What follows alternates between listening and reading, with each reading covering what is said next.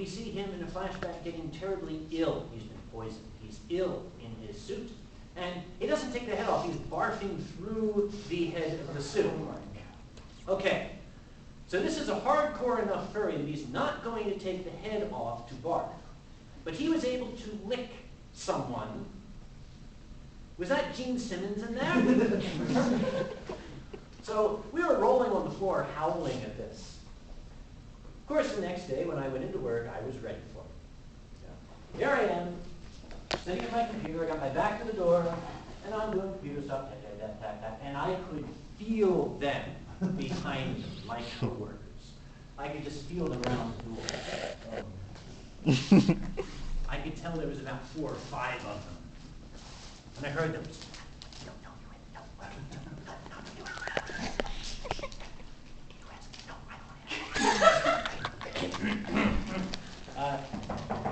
Excuse us, Sam. I didn't turn around. Yes, what is it? And they said, we were wanting to, we were watching CSI last night. I said, yes, what about it? And they said, is that what happens at your convention?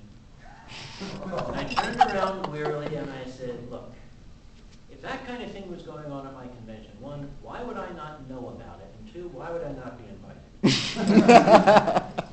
Notice I didn't say no. But it's true. If that sort of thing is going on at a convention, great. Whatever you do in your room, it's not my business. You know, have fun, knock yourself out. Don't post it on the internet under Afrikaan's name, please. Yeah, it's too bad. Like the episode also said, like the actual room was like part of the convention kind of thing. Like, yeah, that was the back part. We don't do that. We don't have functions like that. We wouldn't even let Gideon give a panel at it. Yes. Story about the reporter getting the convention to get to school. That was Furry. Yes. 3 years ago, a reporter went there expecting to find the same thing and came disappointed. And then FWA 2011 actually got a story. FWA 2011 was a different matter. Furry actually posted an article in newspaper saying that nothing happens there, just the college keeps playing videos and like nothing. This woman, she was looking for CSI. She was looking for Vanity Fair.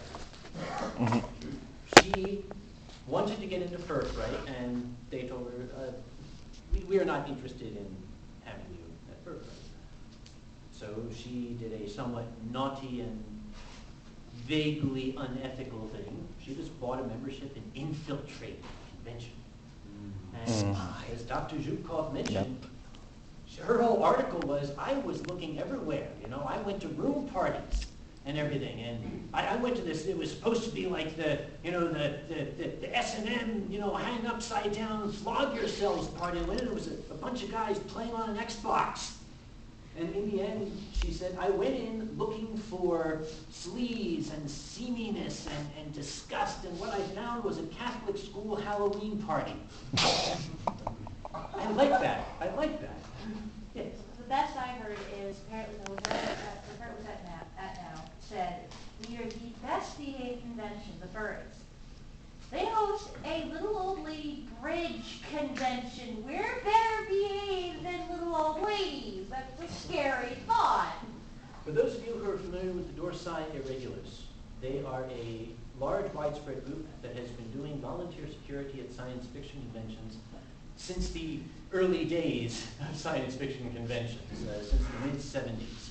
They have a lot of experience, and they were quite astonished. We hired them on to do security at Amphicon.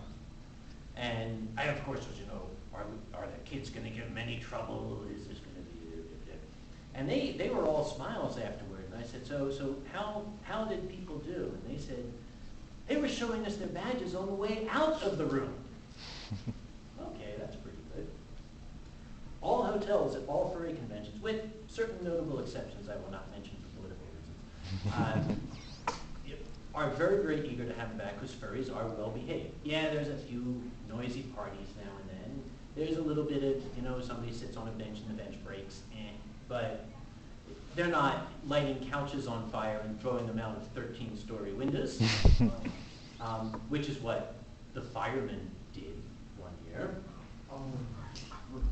It's called irony. The worst, you talk to anybody in the hotel industry, at the hotel, in the office, they'll deny it, but after hours, down the road at the bar, they'll tell you, the worst people to hold a convention for are police and firefighters. Because they lose their shit. They're all over. But they like having furs.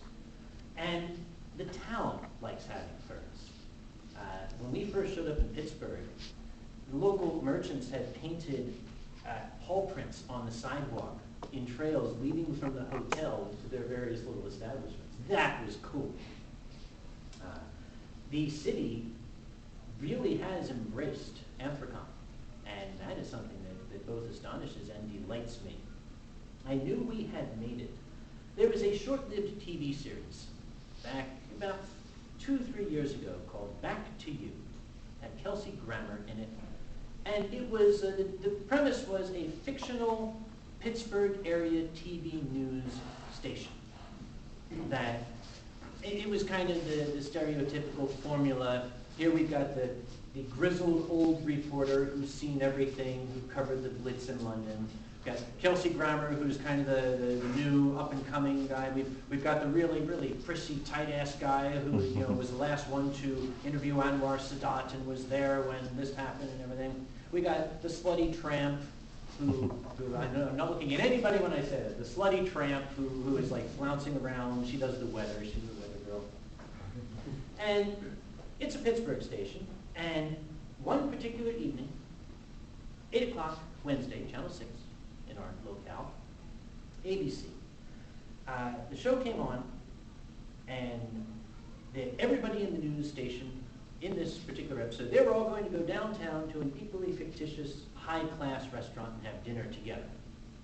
And they're all getting ready, and the tight-ass guy, Mr. Award-winning Emmys and Grammys and Oscars guy, he was all, oh, I can't wait for this, I've been looking forward to this all week long.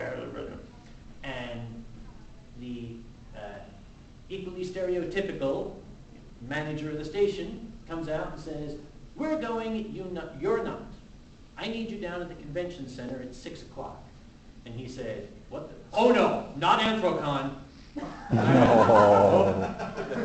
Well.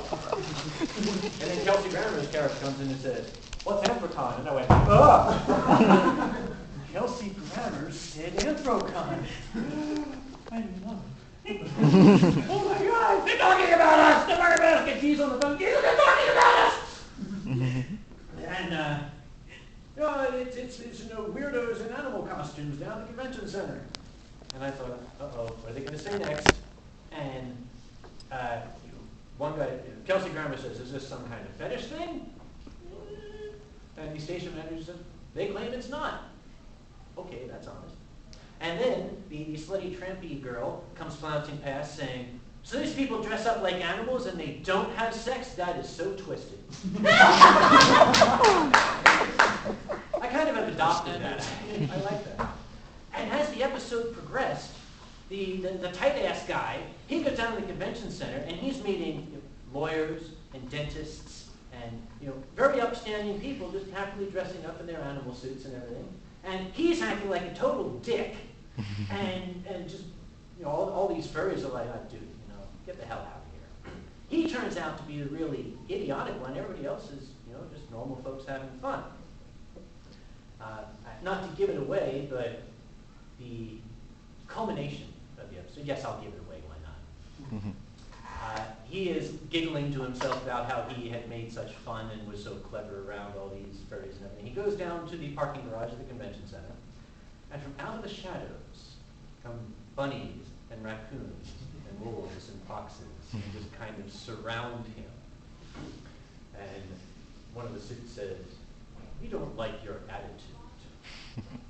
And he is able to break away. He's next to the news van, and he says something silly like, look, a distraction. They all turn around. He jumps in the news van, and he locks the doors. He says, ha, I got you. And from the back of the van, this big fursuit ball. And That's even one of your house.